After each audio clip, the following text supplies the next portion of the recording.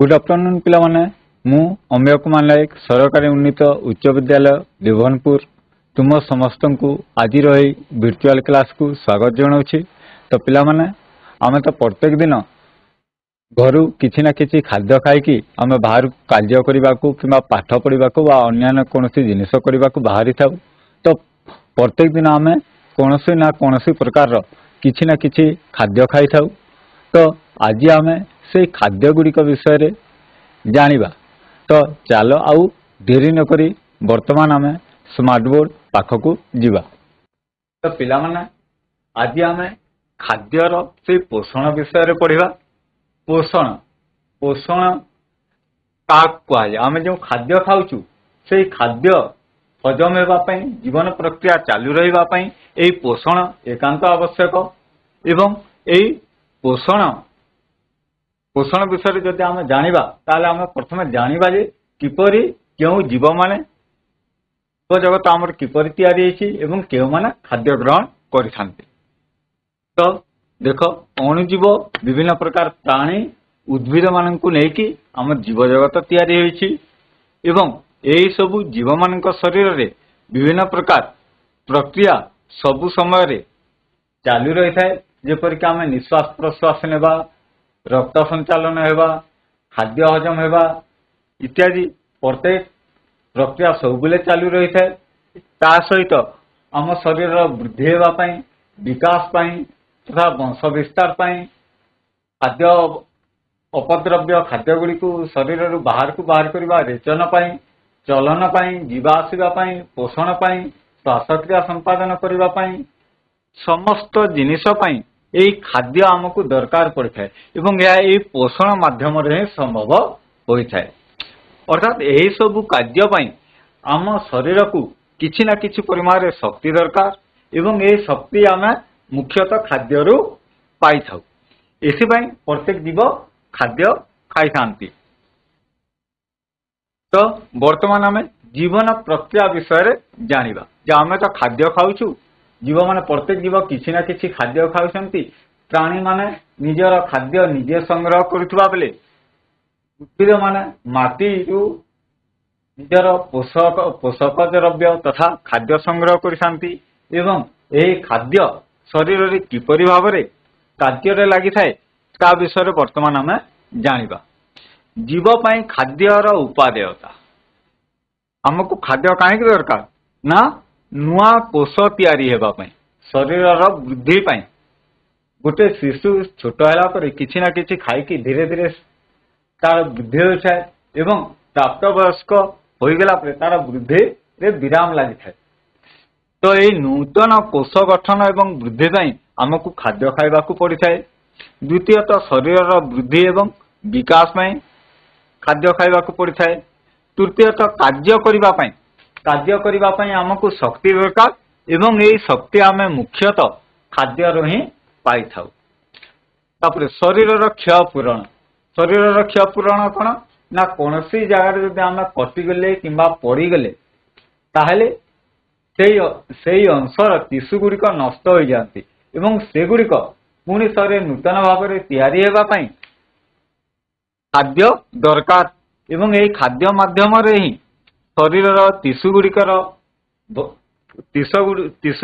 क्षय पूरण संभव होता है।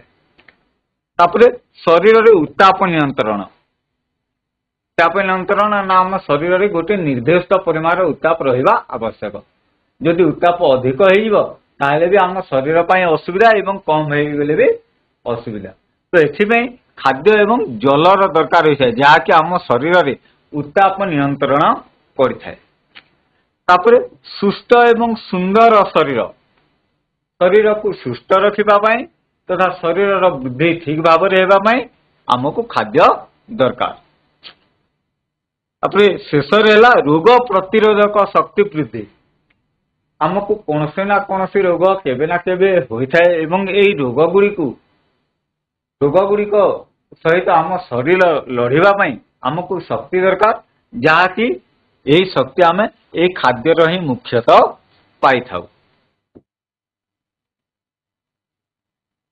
तापरे पिला माने आमे तो प्रत्येक दिन किसी ना किसी खाद्य खाऊछु कोनोसी ना कोनोसी प्रकार खाद्य खाऊछु जेपर कि आम ओडिशा रे हमर मुख्य खाद्य हैला भात डाली बा आम पखाल तो से जो आमे विभिन्न प्रकार खाद्य खाइछु से खाद्य रे कोन थाए जहा कि आम शरीर को शक्ति जोगे थाए ता विषय रे आमे जानिबा जे खाद्य रे क्यों को उपादान थांती एवं से उपादान गुडी को कोन कोन जे खाद्य रे जो उपादान गुडी को शांति से गुडी को मुख्यतः आम 6 भाग रे व्यक्त करा जायछि। प्रथम प्रकार खाद्य है श्वेतसार बा शर्करा जातीय खाद्य। द्वितीय प्रकार खाद्य है पुष्टिसार बा प्रोटीन जातीय खाद्य। तृतीय रहा स्नेहसार बा चर्बी जातीय खाद्य। चतुर्थ रहा जीवसार बा विटामिन जहाँकि आम पनीपरिबा बा आम शरीर में खाद्यर संपूर्ण हजम होगापी दरकार पड़ता है। पंचम रहा आम धातुसार बा खनिज लवण एवं शेष रहा 6 नंबर रहा आमर जल जल आम शरीर पर एकांत उपयोगी। तो आम प्रथम जो श्वेतसार जातीय खाद्य आम शर्करा जातीय खाद्य खाइले ताहाको आम बेसी परिमाण खाऊँ। आम खाद्य खाइबा समय जो भात रुटी बा बाजरा मका बा बाली गहम जहाँ भी खाई थाउ जोटा अधिक परिमाण खाऊँ से अधिक परिमाण खाद्य खाऊवा मध्य शर्करा बा श्वेतसार जातीय खाद्य बेसी थाए बा से श्वेतसार जातीय उपादान बेसी रही थाए। तापर आमे जो विभिन्न प्रकार डाली खाऊँ से डाली रे तथा अंडा अंडा को सिझेला पर जो अंडार बाह्य अंश थाए धला अंश से धला अंश रे आम पुष्टिसार बा प्रोटीन अधिक परिमाण रे रही थाए। तो प्रत्येक दिन आमे भात आम श्वेतसार जातीय खाद्यर उदाहरण जदि भात ताले आम ता सहित आम कौन डाली खाऊँ से डाली है आम पुष्टिसार जातीय खाद्य। तृतीय रहा स्नेहसार बा चर्बी जातीय खाद्य। स्नेहसार जातीय खाद्य कोटा ना जो खाद्य खाइबा जेतिकी तेलिया बा जो खाद्य रे तेल बेसी परिमाण रे रही से खाद्य गुड़ी को स्नेहसार बा आमर चर्बी जातीय खाद्य बोली कि कुहाए। एथिबा आम प्रत्येक दिन घरे किसी ना किसी तेल खाद्य हिसाब रे ग्रहण करूछु। तापर जीवसार बा विटामिन को आम मुख्यतः आमर सबुज पनीपरिबा कंचा पनीपरिबा फलमूल इत्यादि रु पाई थाउ। तापर धातुसार बा खनिज लवण या को मध्य आम फलमूल बा पनीपरिबा रु खाई थाउ एवं यह आम शरीर पई कम दरकार हेले मध्य प्रत्येक दिन आम शरीर पई दरकार होई थाए। एवं यह सहित आम शरीर पई जल एकांत उपयोगी। जल बिना एक कौनसी जिनिसर संपूर्ण हजम होई पारे नाही तथा आम शरीर उत्ताप नियंत्रण करिबा पई खाद्य हजम हेबा पई जल एकांत आवश्यक एवं प्रत्येक खाद्य रे किसी ना किसी परिमाण रे जल गच्छित होइके रही थाए। तापरे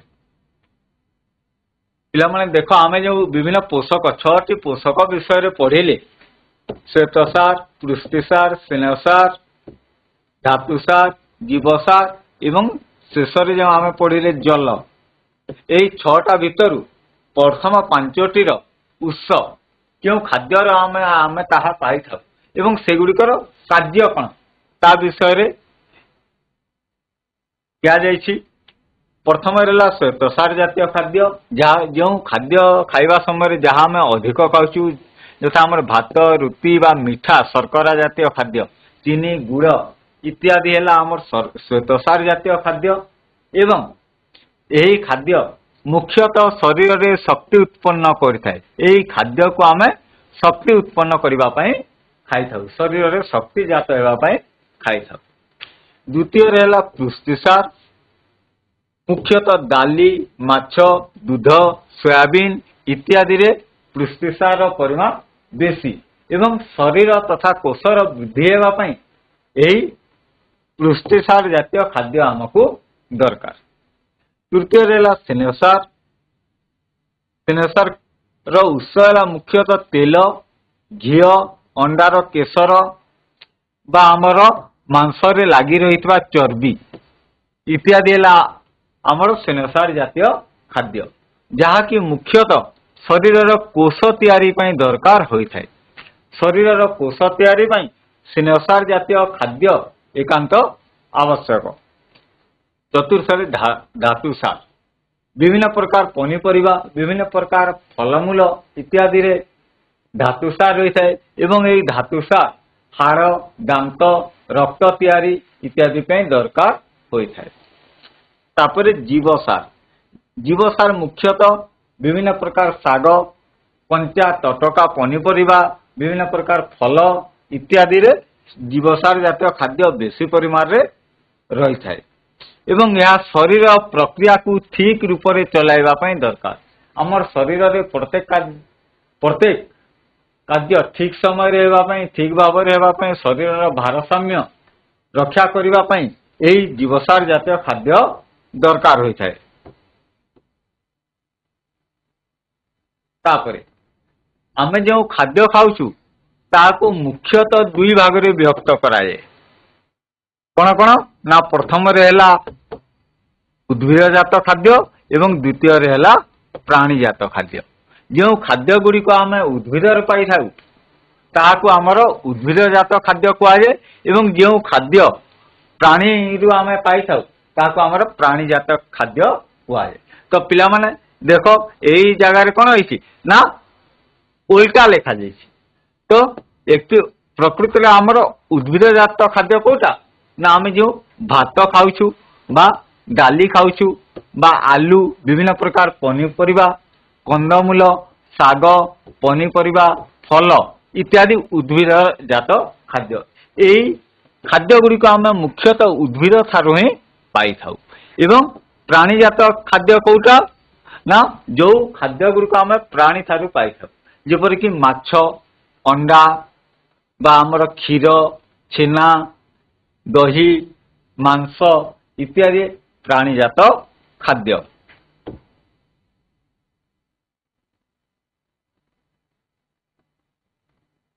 तापरे पिला माने खाद्याभ्यास को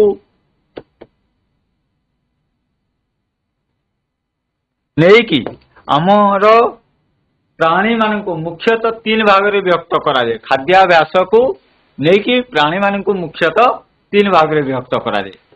प्रथम रे हैला तृणभोजी द्वितीय रे हैला मांसाशी एवं तृतीय रे हैला सर्वाहारी।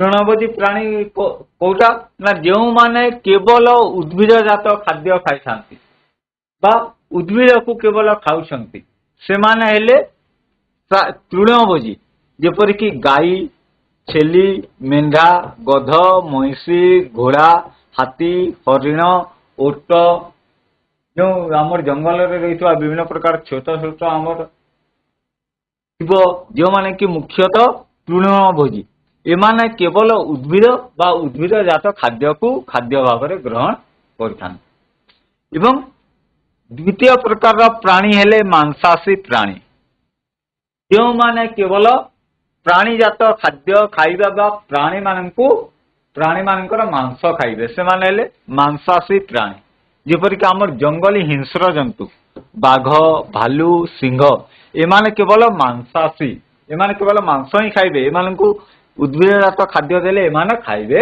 नाही। एवं तृतीय रे हैला सर्वाहारी एवं ये सर्वाहारी गोष्ठी रे जो प्राणी माने रहिबे से माने उभय उद्भिदजात खाद्य को भी खाइबे एवं प्राणीजात खाद्य को भी खाइबे। एमाने खाइबा पई कोनोसी बाछ विचार करंती नाही। एमाने सब प्रकार जिनिस को खाद्य हिसाब रे ग्रहण करि पारंती। उदाहरण हैला मनुष्य सर्वाहारी रो उदाहरण मन रख पिला माने मनुष्य काऊ कुकुर कुकुड़ा बिलेई एमाने हेले सर्वाहारी अर्थात एमाने उद्भिदजात खाद्य को भी खाई थांती एवं तत्सहित प्राणीजात खाद्य को मध्य खाई थांती।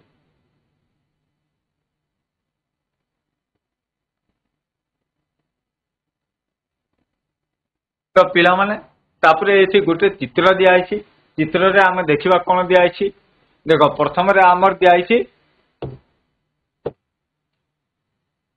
प्रथमे दिया आइछि आमर घास बा आमर तृण घास बा आमर तृण को ये खाद्य हिसाब रे ग्रहण करे गाई ଏବଂ ଗାଈ ଠାରୁ ଆମକୁ କଣ ମିଳେ ନା ଦୁଧ ମିଳିଥାଏ ଏବଂ ଏହି ଦୁଧକୁ ମନୁଷ୍ୟ ବା ପ୍ରାଣୀ ମାନେ ଖାଦ୍ୟ ହିସାବରେ ଗ୍ରହଣ କରିଥାନ୍ତି। ଦ୍ୱିତୀୟ ଚିତ୍ର ଅନୁସାରେ ପତ୍ର, ଉଦ୍ଭିଦର ପତ୍ର ଦିଆଯାଇଛି। ପତ୍ରକୁ କିଏ ଖାଉଛି ନା ଛେଳି ଖାଉଛି ଏବଂ ଏଇ ଛେଳିକୁ କଣ କରୁଛି ନା ମନୁଷ୍ୟ ନିଜର ଖାଦ୍ୟ ହିସାବରେ ଗ୍ରହଣ କରୁଛି। ଏବଂ ତୃତୀୟ ଚିତ୍ରରେ କଣ ଦିଆଯାଇଛି ନା ବିଭିନ୍ନ ପ୍ରକାର ଫଳମୂଳ ତଥା ଉଦ୍ଭିଦଜାତ ତୃଣଜାତ ପଦାର୍ଥର ଚିତ୍ର ଦିଆଯାଇଛି ଏବଂ ଏହାକୁ କିଏ ଖାଉଛି ନା ଆମର କୁକୁଡ଼ା ଏବଂ କୁକୁଡ଼ା ଠାରୁ ଆମେ ଅଣ୍ଡା ପାଇଥାଉ ଏବଂ ଏହି ଅଣ୍ଡାକୁ ମଧ୍ୟ ମନୁଷ୍ୟ ନିଜର ଖାଦ୍ୟ ହିସାବରେ ଗ୍ରହଣ କରିଥାଏ। ଏହି ଚିତ୍ରର ଅର୍ଥ ହେଲା ନା ମନୁଷ୍ୟ ବିଭିନ୍ନ ପ୍ରକାର ଖାଦ୍ୟକୁ ଗ୍ରହଣ କରିପାରେ ଏବଂ ଏହି ଖାଦ୍ୟ ଗ୍ରହଣ ପ୍ରକ୍ରିୟା ମୁଖ୍ୟତଃ ଉଦ୍ଭିଦ ଠାରୁ ଆରମ୍ଭ କରିକି ମାଂସାଶୀ ବା ସବୁଠାରୁ ଶୀର୍ଷରେ ଥିବା ପ୍ରାଣୀମାନଙ୍କ ଠାରେ ଶେଷ ହୋଇଥାଏ।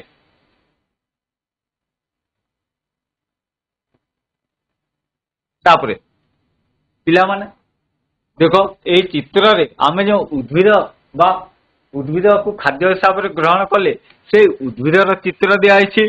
ଏହି ଚିତ୍ରରେ ଦେଖ ପିଲାମାନେ ବର୍ତ୍ତମାନ କଣ ନା ଗୋଟେ ଉଦ୍ଭିଦ ଅଛି ଏବଂ ଉଦ୍ଭିଦ କିପରି ଖାଦ୍ୟ ପ୍ରସ୍ତୁତ କରୁଛି ତା ବିଷୟରେ ଚିତ୍ର ଦିଆଯାଇଛି। ଏ ଚିତ୍ରରେ ଦେଖ ଗୋଟେ ଉଦ୍ଭିଦ ଅଛି। ଉଦ୍ଭିଦ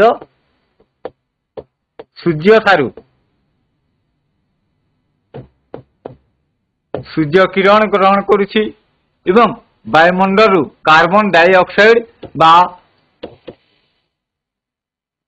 ଅଙ୍ଗାରକାମ୍ଳ ଗ୍ୟାସ ଗ୍ରହଣ କରୁଛି ଏବଂ ନିଜ ପତ୍ରରେ ଥିବା ହରିତ ଲବକରେ ଖାଦ୍ୟ ପ୍ରସ୍ତୁତ କରିକି ଏହି ସୂର୍ଯ୍ୟ କିରଣକୁ ଗ୍ରହଣ କରିକି ବାୟୁମଣ୍ଡଳରୁ ଅଙ୍ଗାରକାମ୍ଳ ଗ୍ରହଣ କରୁଛି। ତତ୍ସହିତ ମାଟିରୁ ଜଳ ଏବଂ ବିଭିନ୍ନ ପ୍ରକାର ପୋଷକ ଦ୍ରବ୍ୟ ମାଟିରୁ ଜଳ ଏବଂ ବିଭିନ୍ନ ପ୍ରକାର ପୋଷକ ଦ୍ରବ୍ୟ ଉଦ୍ଭିଦ ଗ୍ରହଣ କରିକି ନିଜ ଶରୀରରେ ପତ୍ରରେ ଖାଦ୍ୟ ତିଆରି କରେ ଏବଂ ବାୟୁମଣ୍ଡଳକୁ ଅକ୍ସିଜେନ ବା ଆମେ ଯାହାକୁ ପ୍ରଶ୍ୱାସରେ ଗ୍ରହଣ କରୁ ଅମ୍ଳଜାନ ଏବଂ ଗ୍ଲୁକୋଜ ବା ଆମ ଯାହାକୁ ଆମେ କହୁଛୁ ଶର୍କରା ଜାତୀୟ ଖାଦ୍ୟ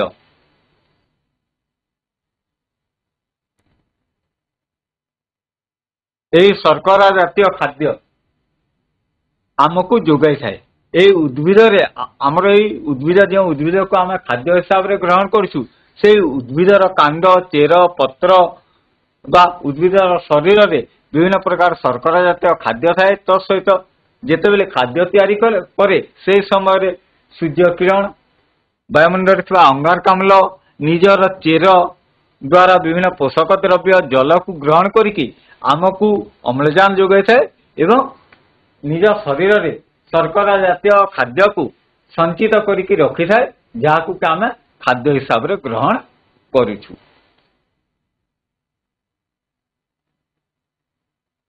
ବର୍ତ୍ତମାନ ଦେଖ ସେ ଉଦ୍ଭିଦ ଯେଉଁ ଖାଦ୍ୟ ତିଆରି କଲା ତାହାକୁ ଆମର ସମୀକରଣ ମାଧ୍ୟମରେ ଦିଆଯାଇଛି ଯେ ସୂର୍ଯ୍ୟାଲୋକ ଅଙ୍ଗାରକାମ୍ଳ ଏବଂ ଜଳ ଗ୍ରହଣ କରିକି ଉଦ୍ଭିଦ କଣ କଲା ନା ନିଜ ଶରୀରରେ ଶର୍କରା ଜାତୀୟ ଖାଦ୍ୟ ତିଆରି କଲା। ଉଦ୍ଭିଦ ଜଳ କେଉଁଠାରୁ ପାଇଲା ନା ଜଳ ମାଟିରୁ ପାଇଲା, ଅଙ୍ଗାରକାମ୍ଳ ବାୟୁମଣ୍ଡଳରୁ ଗ୍ରହଣ କଲା ଏବଂ ନିଜ ପତ୍ରରେ ବା ଶରୀରରେ ରହିଥିବା ପତ୍ରର ସବୁଜ କଣାରେ ସୂର୍ଯ୍ୟାଲୋକକୁ ବ୍ୟବହାର କରିକି ନିଜ ଶରୀରରେ ଶ୍ୱେତସାର ଜାତୀୟ ଖାଦ୍ୟ ପ୍ରସ୍ତୁତ କଲା ଏବଂ ତତ୍ ସହିତ କିଛି ପରିମାଣରେ ଅମ୍ଳଜାନ ବାୟୁମଣ୍ଡଳକୁ ନିର୍ଗତ କଲା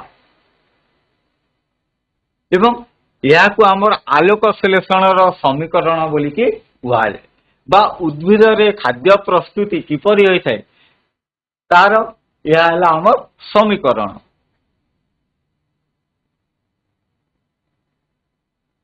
ତ ପିଲାମାନେ ବର୍ତ୍ତମାନ ଆମେ ପୋଷଣ ବିଷୟରେ ପଢିବା।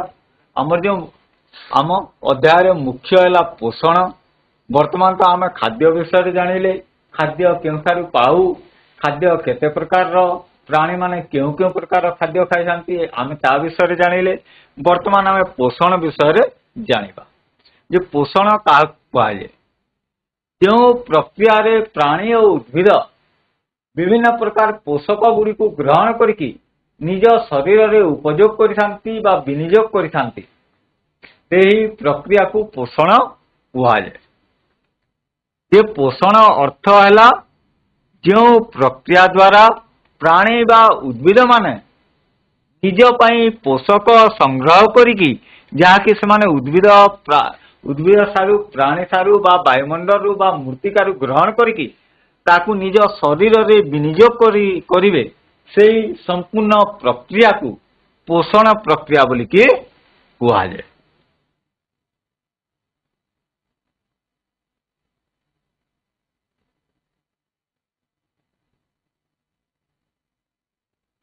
तो पिला माने आज आम जो पढ़िले आम कौन शिखिले? जीवपाई खाद्यर उपादेयता। जीवपाई मुख्यतः आमर खाद्यर उपादेयता कौन ना आम खाद्य कहीं खाई था ना आम शरीर शुद्धि पाई तथा आम शरीर विकास पाई, शरीर क्षय पूरण, शरीर में चलता रेचन प्रक्रिया, जनन प्रक्रिया बा वंश विस्तार प्रक्रिया एवं आम शरीर वृद्धि, रोग विकास, रोग प्रतिरोधक शक्ति,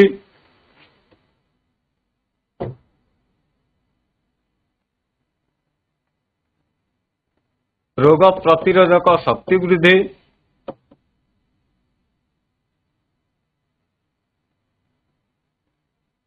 इत्यादि आम खाद्य खाई था। जीवपाई यही खाद्यर मुख्य जिनिस है निज शरीर विभिन्न प्रकार शरीर होता विभिन्न प्रकार कार्य को से खाद्य पाउथवा शक्ति माध्यम रे पूरण करिथाय। द्वितीय आम पढ़िले खाद्य उपादान। खाद्य उपादान कौन ना आम मुख्यतः 6 प्रकार उपादान विषय पढ़िले। श्वेतसार, स्नेहसार,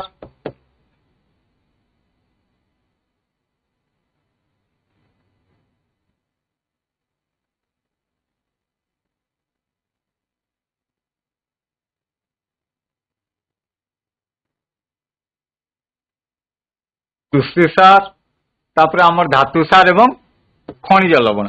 आम जो 6 प्रकार खाद्य उपादान खाद्य रही जिनिस गुड़िक पढ़िले से गुड़िक है श्वेतसार, पुष्टिसार, स्नेहसार, तापर चतुर्थ रहा आमर धातुसार बा आमर खनिज लवण,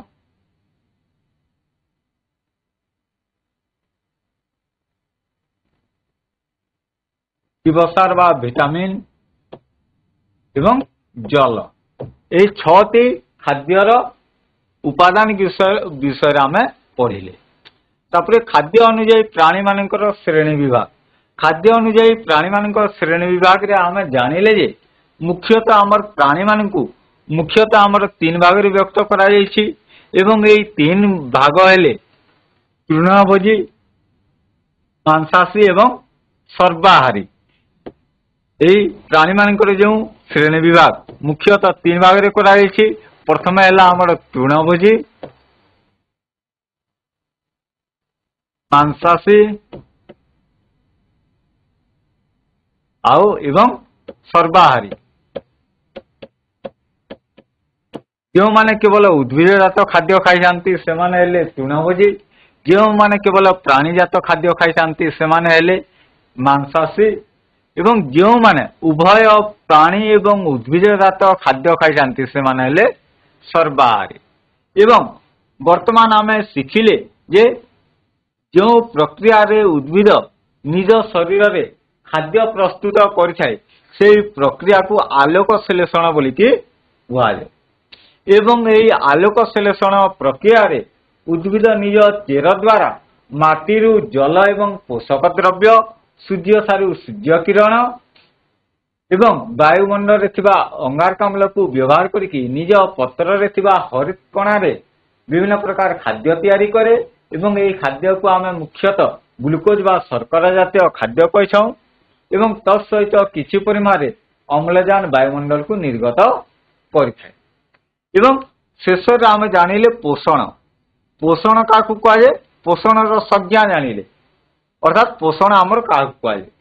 जो प्रक्रिया रे प्राणी बा उद्भिद माने निज शरीर रे खाद्य को विनियोग करिथांती एवं खाद्य रे शक्ति उत्पन्न करिथांती बा खाद्य को उपयोग करिथांती, सेही संपूर्ण प्रक्रिया को पोषण बोलिकी कहुए। तो पिला माने वर्तमान आमे तो अनेक किसी जानिले, तो वर्तमान आमे जहाँ जानिले से गुड़िक विषय रे आमे किछि आलोचना करिवा। तो पिला माने तुम पई केते गुड़िए प्रश्न दिया जाइछि, तुमे एई प्रश्न गुड़िकर उत्तर ठीक उत्तर कहवा पई चेष्टा करिवो। एक नंबर क दिया भात गोटे देश जातीय खाद्य। दुईटी दिया शून्य स्थान पूरण करने दुईटी उपादान दिया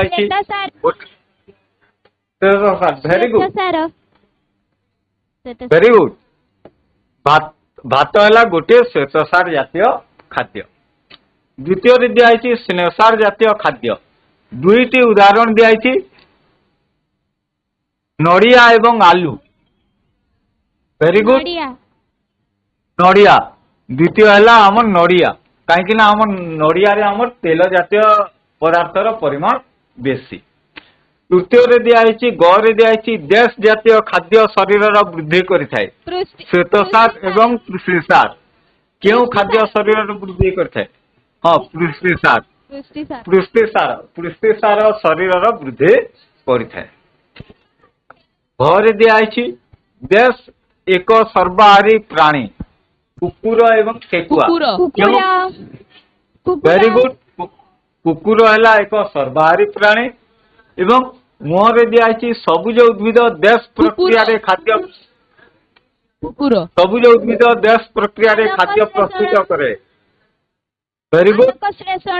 आलोक उद्भिद आलोक संश्लेषण प्रक्रिया रे निज शरीर रे खाद्य तैयारी करिथाय।